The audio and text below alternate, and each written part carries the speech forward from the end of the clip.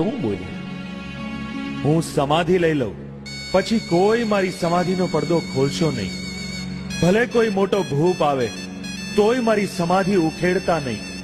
શંકા કરતા નહીં, શ્રદ્ધા રાખજો. જ્યાં ધોળી ધજા, ઘીની જ્યોત અને ગુગળનો ધૂપ થશે ત્યાં મારી પૂજા ગણાશે.